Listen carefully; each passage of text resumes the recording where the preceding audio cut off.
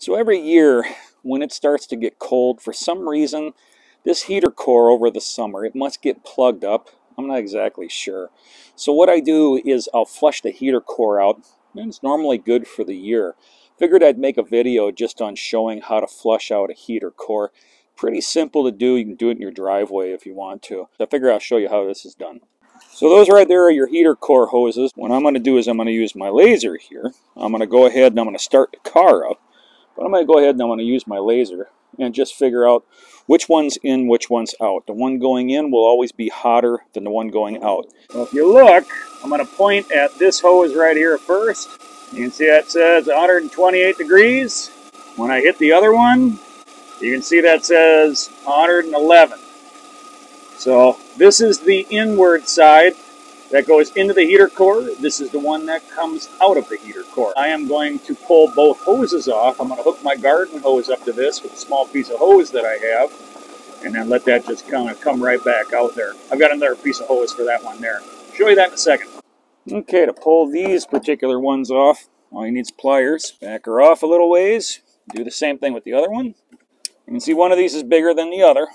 That's where this hose comes in. A little bit's going to leak out when you pull these out. Now what I'm going to do when I pull these off, I'm going to go up with them right away, but the heater core is going to leak out a little bit. So I just give them a little twist and pull it right out. You can see the heater core is just leaking a little bit, not very much. Same thing, this side here. Go ahead, twist it out, and you can see it's just leaking a little bit. Nothing major. So what I have here is about 8 feet of 3/4 inch hose. Since the flow goes in through the big hose and out through the small hose, we're going to go from the output side and then go back out the input side. So then it back flushes it back out. So that's why I use this. I've got a little garden hose attachment. I think this was $3 or $4. That was like 50 cents, something like that. Just going to hook it up to the garden hose. Now what you're going to do is you're going to take the end of that 3/4 line and put it right on to the output side. Now on the input side, we're going to take a piece of hose and put it on there also.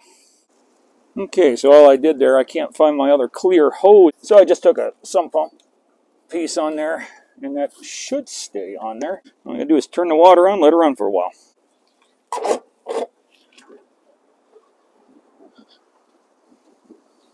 I'll let it run for about 5 minutes. And all it's doing is what little bit of antifreeze that's inside the heater core. It's not going to matter. I'm just going to go out into the lawn because it's all water. So you can see the water. It's just to get the hose running straight down into there. And we'll let this run for just a little while. All right. So it's been about 3-4 minutes. That should be good. We'll go ahead and take our hoses off here. Take your little heater hose. Back on. Big heater hose. Put it back on. Take the pliers. Get it all the way back up on top of the nipple. Next thing we're going to do, we're going to go ahead and we're going to start it up. Check for any leaks. Now, since we had a little bit of air into that system, I like to check my antifreeze to make sure that it is still topped off. I'll show you how I do that. My driveway is somewhat of a hill. This goes up. You always want the top of your radiator to be at the highest location above the engine. Takes all your air out. Remove your cap. Make sure there's no pressure. And you can see it's all the way to the top right now. It was at 160 degrees. So this is pre-diluted 50-50 already. I'm going to go ahead and pop the cap back off. What I'm going to do is I'm going to give it a little bit of gas. Top that tank up.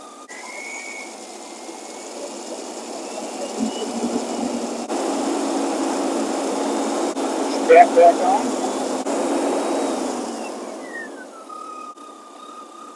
Put your caps back on. Make sure everything's tight. Make sure nothing's leaking.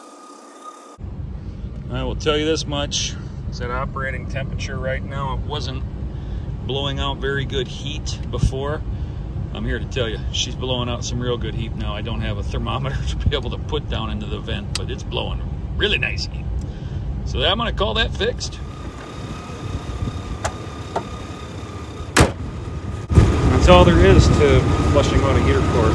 you got a problem with heating the car, it very well could be that heater core. Pretty simple thing to do.